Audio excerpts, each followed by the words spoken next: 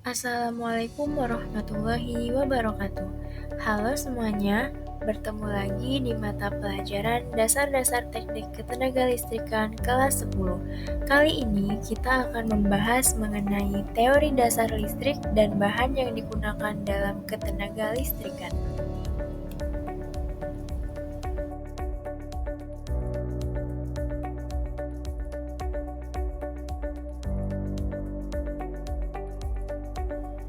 Tujuan pembelajaran dari materi ini, yang pertama, menjelaskan konsep dasar kelistrikan, yang kedua, memahami teori dasar listrik, dan yang ketiga, memahami jenis-jenis bahan yang digunakan dalam ketenaga listrikan. Pada materi ini, melalui pengembangan sejumlah pengetahuan dan keterampilan, peserta didik menjadi pribadi yang memiliki profil pelajar Pancasila sebagai berikut. Yang pertama ada mandiri dan yang kedua ada bernalar kritis. Tahukah kalian apa itu energi listrik? Mari kita simak di slide selanjutnya. Listrik merupakan energi yang berasal dari gerakan muatan listrik, khususnya elektron. Elektron ini mengalir dari suatu tempat ke tempat yang lain membentuk arus listrik. Bahan-bahan dalam ketenagalistrikan dibagi menjadi 3 jenis. Yang pertama ada konduktor, yang kedua semikonduktor, dan yang ketiga isolator. Berikut penjelasannya. Yang pertama ada konduktor. Konduktor merupakan bahan yang dapat menghantarkan listrik dengan sangat baik. Hambatan listriknya sangat rendah. Contoh bahannya terdapat di tembaga, aluminium, dan emas. Aplikasi yang digunakan biasanya terdapat di kabel atau kawat. Nah, yang kedua ada bahan semikonduktor. Bahan semikonduktor merupakan bahan yang menghantarkan listrik dalam kondisi tertentu. Hambatan listriknya sedang antara konduktor dan isolator. Contoh dari bahannya, yang pertama coba perhatikan pada video. Di sini terdapat kabel listrik. Kabel listrik dapat dilapisi dengan PVC atau karet sebagai isolatornya. Bahan isolator merupakan bahan yang sangat sulit menghantarkan listrik. Hambatan listriknya sangat tinggi.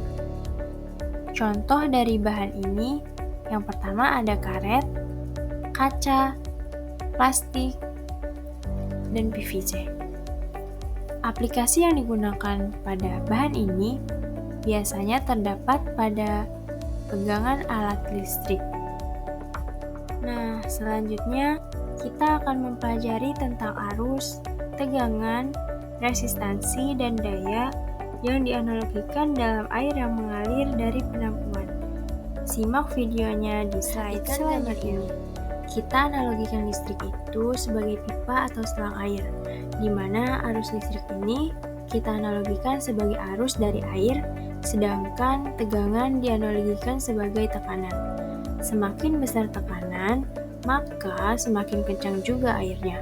Sedangkan resistansi atau hambatan kita anggap sebagai valve atau katup.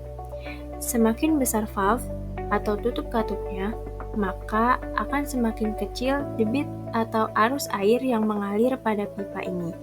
Selanjutnya, daya listrik kita analogikan seperti air yang keluar pada selang atau pipa ini.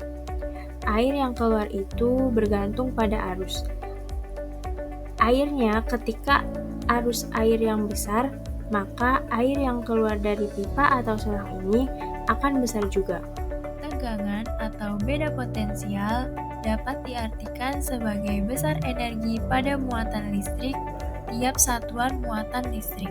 Arus listrik didefinisikan sebagai jumlah total muatan yang mengalir dari suatu titik per satuan waktu.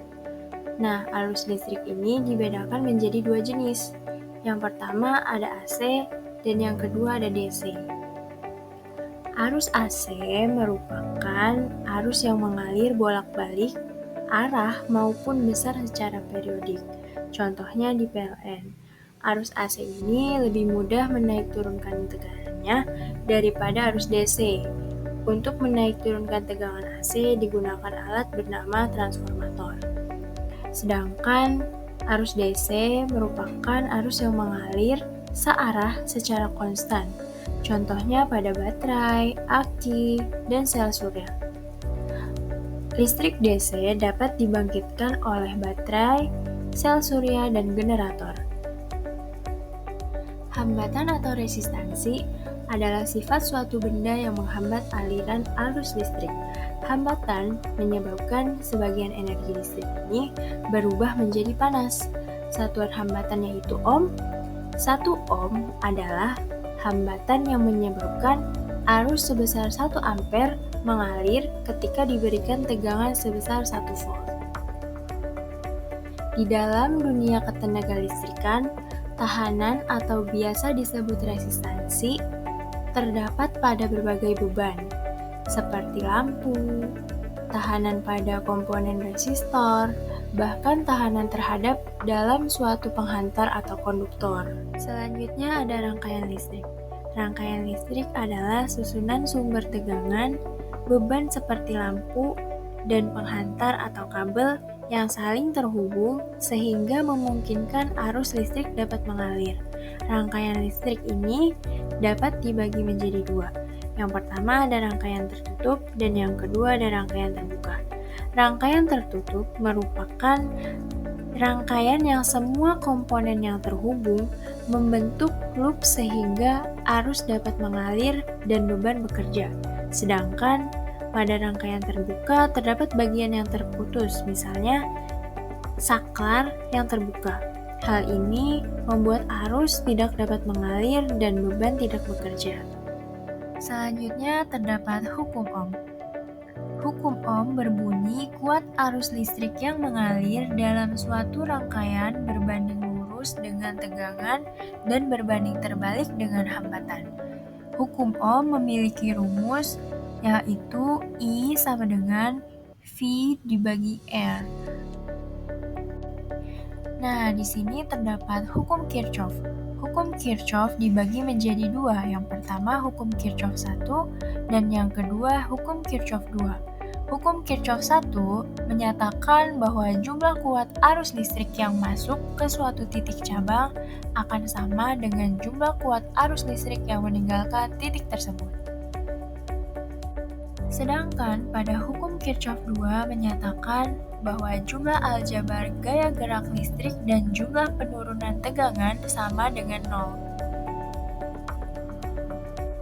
Daya listrik adalah besar energi listrik yang digunakan atau dihasilkan oleh suatu perangkat persatuan waktu.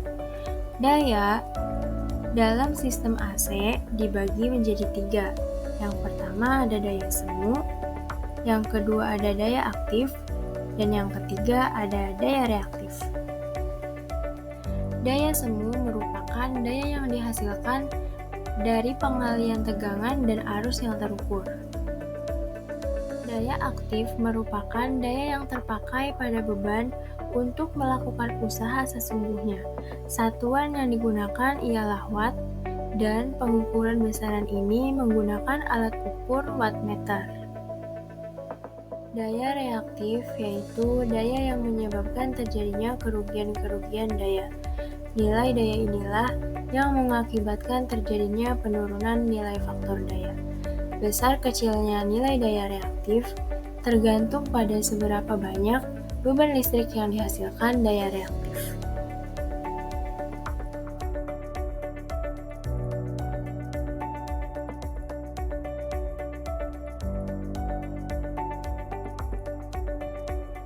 Sekian pembelajaran tentang teori dasar listrik dan bahan yang digunakan dalam ketenagalistrikan. Semoga bermanfaat. Terima kasih.